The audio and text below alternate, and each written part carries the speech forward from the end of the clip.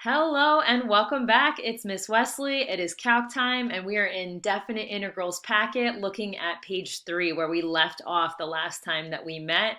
We're talking fundamental theorem of calculus, fun in italics because it's fun. It connects differential to integral calculus, which is pretty cool, I would say. And if you were with me last time, you actually have a number of these examples already filled out. So make sure that's true, that you've already filled out number 1, number 2, and I believe also number 5 from the last video when we met. We're going to go over some of the spicy ones, the trig ones today, and we'll start with number 6 down at the bottom of the page. So while you're getting that ready, definite integrals packet. I don't know if I said the right page. This is page 6. I might have said page 3 by accident. And let's start it off with a joke on page 6.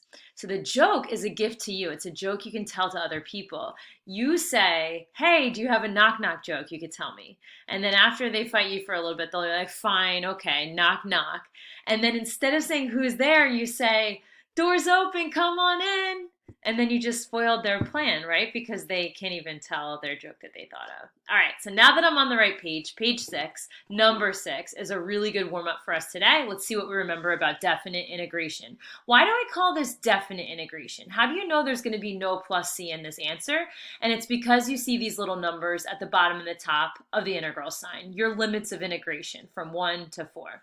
So that tells me, first, I take a definite integral. And I might want to rewrite this slightly, at least the first term, so that I can see what power x is originally raised to. And this is x to the first power times x to the 1/2 power. If you add those up, you get 1 1/2, x to the 3/2. I'll leave the second part as 3 over x instead of swinging that up, because I know this one has its own separate rule. 1 over x is antiderivative. So now we should take the antiderivative. Bring this up a power to the 5/2 power. It's x to the 5/2 divided by 5/2, so multiplied by 2/5, plus the constant 3 and the antiderivative of 1 over x. So you'll use ln of the absolute value of x. This needs to be evaluated. Instead of putting a plus c at the end like we would have done with an indefinite integral, we just want to plug in 4, subtract what we get when we plug in 1. Have a calculator ready because we can leave this as a decimal approximation. That would be fine. But let's plug in 4 first. So you're going to have 2/5 of 4 to the 5/2 plus 3 ln of the number 4. And then minus the same expression with 1's plugged in. So 2/5 times 1 to anything is itself, plus 3 ln of 1, which is actually just 0 there. Go ahead, feel free to pause the video while you type in the calculation, and I want you to check your decimal with mine. When all's said and done, this whole crazy thing should come out to be between 16 and 17, 16.559 when rounded to the nearest thousandth. So those are your steps. Simplify the original to get it in shape to take an antiderivative, take an antiderivative, and now you plug in your limits of integration and subtract. We had left out, like I said, the trigonometric ones. Let's look at number 3 next. We know how to take antiderivatives of sine and cosine. That shouldn't be a problem. We just have to remember some exact values so that eventually we can plug in pi and pi over 2. How excited are you? Let's look here. The antiderivative of sine of x. I got to think of a function whose derivative would be sine, and that's going to be negative cosine. Let's make this antiderivative negative. We'll leave the 2, cosine of x, minus cosine's antiderivative is regular sine, so minus sine of x. Evaluated, here's the notation with a line there, from pi over 2 to pi. So we'll plug in the upper limit first. We need negative 2 cosine of pi minus sine of pi. Minus the same exact expression, but with pi over 2 plugged in. So negative 2 cosine of pi over 2 minus sine of pi over 2. Okay, exact values. This is what I was excited for. Luckily, these things are quadrantal. You know what? This is a lot of negative signs. So let me get rid of some of these parentheses too. So negative 2 cosine of pi minus sine of pi plus, because minus and negative, 2 cosine of pi over 2. And then how about plus again, sine of pi over 2. This is good exact value review. We are talking quadrantal angles. Pi has coordinates on the unit circle, 1, 0. 1 for the x, 0 for the y. Oh, that's not pi, that's 0. We don't really need this one. How about pi is over here? So this real set of coordinates for pi is negative 1, 0. And pi over 2 we'll need as well. We're up at 0, 1. So those are the sets of coordinates that'll help to simplify this. -2 cosine of pi. So -2 cosine of pi is the x value, so times -1. Minus sine of pi, so minus the number 0, that's the y value there, plus 2 cosine of pi over 2, so 2 times the x value, 0. Last but not least, plus the sine of pi over 2. So we'll pick the y, plus 1 at the end. And then this simplifies, it should break down to 2 plus 1 gives you 3 square units. And something I meant to do is check both of these with you. You can easily check this one by graphing. I put the graph into Desmos, 2 sine of x minus cosine of x, and that's this red curve here. If you put in vertical lines at pi over 2 and pi, it gives you a depiction of the area that you just calculated. And it's cool to look at it and make sure that an answer like 3 square units makes some logical sense for this shaded area. You know it's a positive area because it's above the x-axis, and that's what a definite integral gives you, area under a curve. And yeah, looks like it should be exactly 3 square units. Okay, let's try another. There's one more trig one that we left out, and it's number 4 here. Secant tangent. I can go straight to my reference sheet of trig antiderivatives, or I can think to myself, what is a function that has secant tangent as its derivative? And I notice this whole thing's in terms of t this time as well. And that function that has a derivative of secant tangent is just secant of t. So we'll write secant of t as its antiderivative. Pretty simple antiderivative, but now we've got to do something tougher. We've got to evaluate it from 0 to pi over 4. So we want to subtract, right? Secant of the upper limit, pi over 4, minus secant of the lower limit of integration, secant of 0. This can be typed into your calculator in radian mode. You can type it in as 1 over cosine of pi over 4 in radian mode, minus 1 over cosine of 0. So that would be a calculator way to get a rounded decimal. An exact value way requires thinking of pi over 4's coordinates on the unit circle. It has the same 2 coordinates, square root of 2 over 2, square root of 2 over 2. And the secant is the reciprocal of that x value. If you flip the cosine or flip the x, you get this as the secant. If you rationalize this exact value, this comes out to be 2 square root of 2 over 2, which is just the square root of 2. All that to get a good exact value here. This value is going to be the square root of 2. Minus the secant of 0, well, the cosine at 0 is the number 1. Whoops. So if I just flip the number 1, I get 1 back. It should come out to be exactly square root of 2 minus 1. Either way, a calculator or an exact value way gives you a decimal of 0.414. And I want to show you this on a graph as well.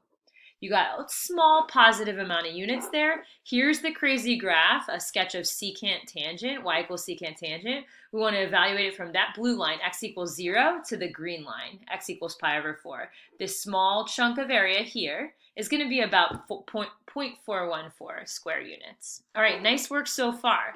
Let's look down the page, and actually we moved from some trig, I love it when the different maths kind of collide, to now a little bit of geometry. If you don't mind, these questions at the bottom, 7 through 14, I promise you that they do not involve tough calculus. They don't involve tough integration.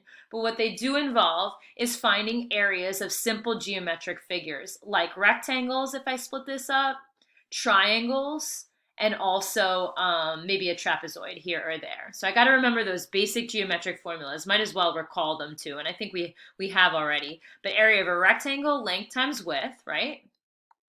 Area of a triangle, 1/2 base times height, is going to help us throughout this worksheet. And area of a trapezoid. This is a good one to recall too. It's going to save us some time. You average the bases times the height. So just keep these in mind as we answer the questions below. Since we've been trying over the past couple of days to connect the idea of a definite integral with the area under a curve, that's what we're going to do here. Let's take this one by one. So number 7 says, what is the integral from 4 to 3 of this f of x? And I meant to say from 3 to 4. Well, from 3 to 4, it's this little, I can even shade it here. It's this little shaded rectangle that's on the picture that we can see right there. Well, what's the area there? We don't need calculus for that. We can just do length times width. So that area, and let me just, I think I want to mark up this picture, so I'll just draw an arrow into that area, and it's going to be 2 times 1. So that has 2 units of square area, And your first answer without any calculus is going to be 2 square units. How about the next one? Integral from 1 to 6. Look at the picture. That's this entire trapezoid from 1 to 6. And we already got part of the area, positive 2. So can we fill in these triangles, these triangular pieces? It's 1/2 base times height. So that area is going to be 1/2 times 2 times 2. This also coincidentally has 2 square units of area, that triangle, and symmetrically so does this triangle. So if I add up these 3 2's, I get 6 square units is the area. You can visually see this all the way. These are x values from x equals 1 to x equals 6. Area under that trapezoid and above the x-axis. So I kind of like these. I don't have to use like any crazy integration rules to get these answers. I want you to circle and star 9 though. 9 only has one slight switch from number 8, and this is a case we have never seen before. In number 9, the larger numbers on the bottom of the integration symbol and the smaller numbers up top. We got a rule for this the other day, and it says that if the integral from 1 to 6 is positive 6 units squared, then if you reverse these values, it's just the negative of the same exact value. So this is actually you don't see this very often at all. And actually, I should put the whole thing in parentheses as not really that useful of a case, but it's going to be the opposite sign of the answer that we got for number 8 because you're kind of integrating backwards. Go figure. Okay, let's get to some more that makes sense. I think from 10 through 14, we still put the lower number on the bottom. What about 0 to 7? Well, 0 to 7 is only including 2 more little triangles that we had left out from the picture before. This little triangle has a square unit of area, and I'm going to count that as negative area because it's below the x-axis. You get a half because it's 1/2 times 1 times 1. This little chunk from 6 to 7 also has negative 0.5 as its area. So I'm going to add up 6, positive 6, plus negative 1/2, plus another negative 1/2 to get the net area from 0 to 7. And that's 6 minus 1. You're going to say 5 square units. How about 6 to 10? 6 to 10 is this entire triangle. I'm going to switch colors. I'll label it in green and just do 1/2 base times height. 1/2 times 4 times 2 gives you 4 square units of area, and we'll count it as negative because that whole triangle is below the x-axis. So we're going to say this answer is negative 4 square units. How about 5 to 11? It's like we're just expanding the area we're talking about here. So from 5 to 11, you have this whole green triangle that's under the x-axis. So I'm just going to add the negative 4 so I don't forget. Plus 2 little shaded in triangles that are above the x-axis that have areas of positive 0.5. So a positive 0.5, another positive 0.5, plus 0.5, plus 0.5. So this has a net area of just like saying negative 4 plus 1, and you get negative 3 as that solution.